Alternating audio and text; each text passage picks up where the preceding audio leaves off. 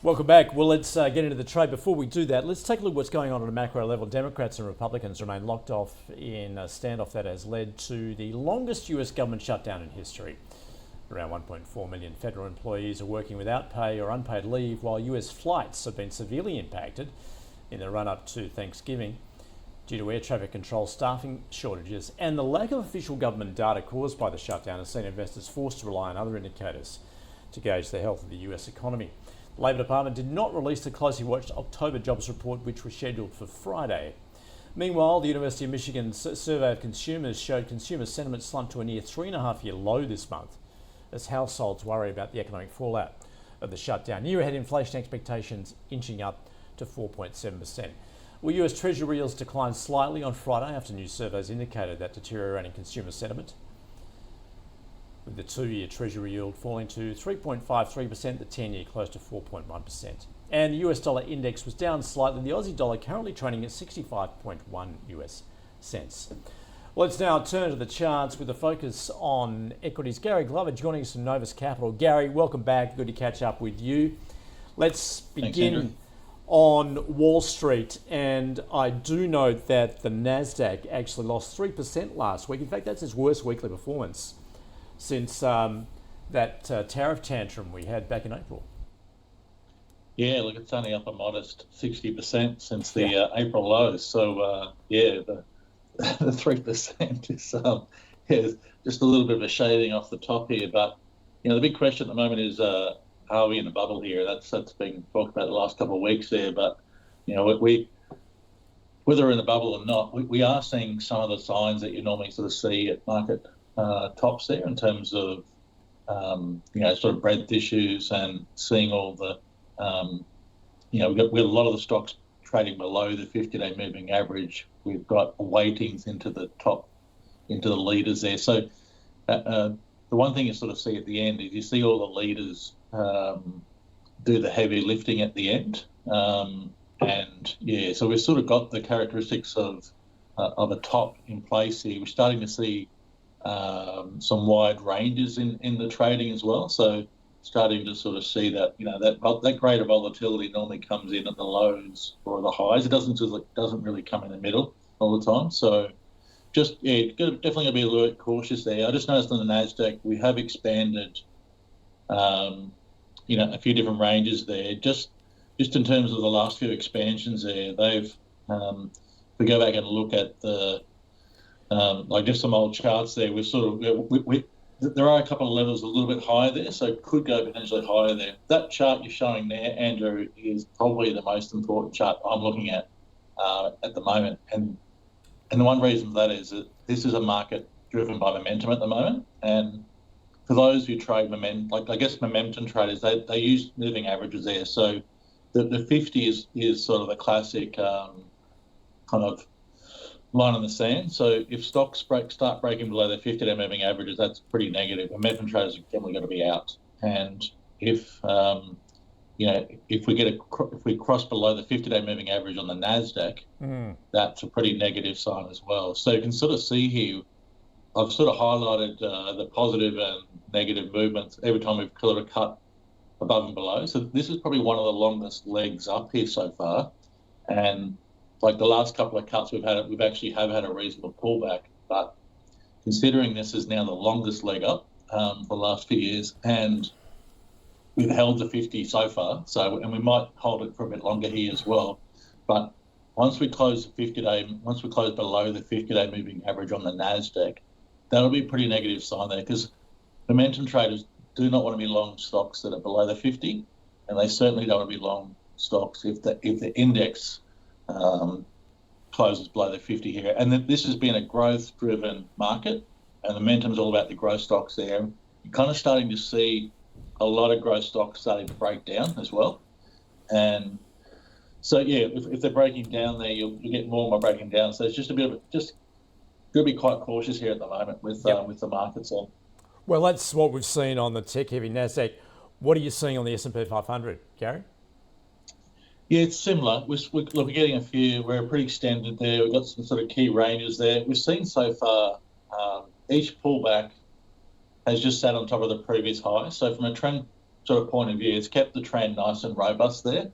But again, we're pretty extended here. We're getting a bit loose in the market there. So from a trading point of view, we sort of want to see tight price action there, sort of what momentum traders are looking for, kind of loose for losers. So if the market's starting to get a bit loose, it's getting harder to trade here. So that volatility, again, normally comes in at peaks there. So, yeah, we can probably go slightly higher here. There's a few ranges there, maybe slightly higher, but that price action last week was a little bit negative. We definitely saw 2 or 3 what we call distribution days. So we saw the market down and we saw heavier volume starting to come in. So those, when you start to see a cluster of those, it's a bit negative. And look, we've just got market breadth is falling away. We've got the leaders all tipping over. So, for those that are long growth here, you're really going to be tightening up here at the moment. We're just no surprise to see the last couple of weeks, staples, healthcare,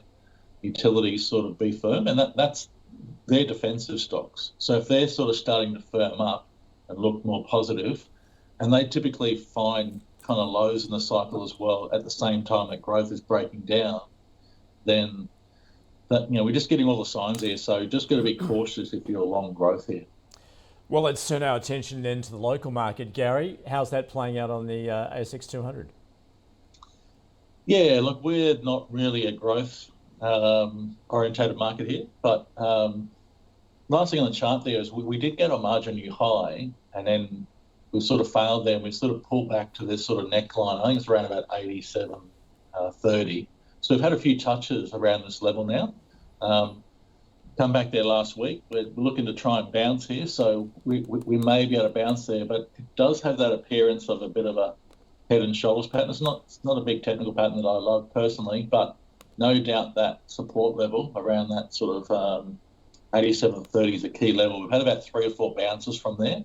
So if we were to close below that level, it would be a bit negative there. And just seeing a lot of stocks breaking down. We've seen, some of the leaders there. I mean, we've seen Wesfarmers pull back, JB Hi-Fi. Some of the stocks that have had pretty big runs here are all tipping over. A lot of growth stocks tipping over as well. So just got to be pretty cautious here. We've just got all the characteristics that you normally sort of see when growth is sort of topping. And, I know we're not a growth-heavy market, so there'll be some defensive sectors that will do okay, but we're still going to get a majority of the market kind of rolling off here. And so that's going to be just a little bit cautionary here. All right, well, let's look at a couple of tech-related stocks. In fact, the first one being Catapult Sports, which has had a very impressive run. What are you watching for here?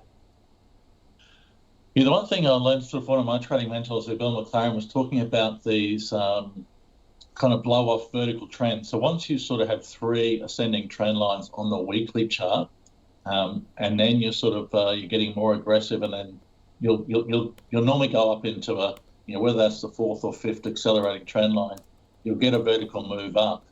Once you break that accelerating trend line, like the 3rd or 4th accelerating, you're normally going to come back to where that sort of started. So it's a pretty deep pullback here. It's around about $3 on Catapult, which sounds a bit crazy, but we do know the 50-80 rule for momentum stocks. So with these growth stocks, we know that 80% of them are going to pull back at least 50%, and maybe 50% will come back sort of 70 to 80%. So these growth sort of high momentum stocks, when they're done, we know that they have big corrections. I mean, just Coca-Cola, I think McDonald's there. I mean, they've had like 3 corrections over 70% in their history there. So we know that these sort of greater names there, they will have deep pullbacks. And we've seen it.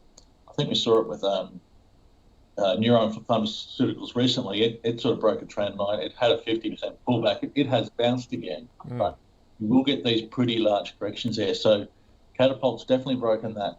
I mean, this is about the 4th or 5th accelerating trend line. So, I think you're going to see at least a halving price from that top there. You might see something more a bit deeper potentially. Okay, and just finally a look at Life 360. Similarly, what are you seeing there? It has come off more recently. Yeah, look, I think 360 is probably the leading stock here, Andrew. I mean, it's gone from this has gone 15 to 55 here just the last 6 months. So that's a monster. That's a monster sort of rally here up into this top there. We've kind of been building that. We don't have as many accelerating trend lines as some of the growth shares. So, but again, we know history tells us there that Once these stocks start to break down, we have sort of tipped over that trend there. We've got at least 3 touches on this last trend line as well, so quite valid in my opinion. But I think from that $55 high, I mean, half of that's probably going to put you around $27, $28 there, which kind of brings us back to the old high. And we've seen here a lot of stocks recently, even the index as well. It has pulled back to the old high and found support there. So, yep. Around $27, $28 there might be where this thing's going to come back. It's, again, sounds crazy there, but if it goes back and study these long-term weekly trends, and you see those accelerating bases, and then the third and fourth accelerating trend lines, they often come back to where the last one started. And I've been talking about this for years. Go out and find me one that hasn't come back there. I'm still waiting for that one. Okay. Good point. Gary, great to get across the charts. Thanks for joining us from Novus Capital. Thanks, Andrew. And that is the trade.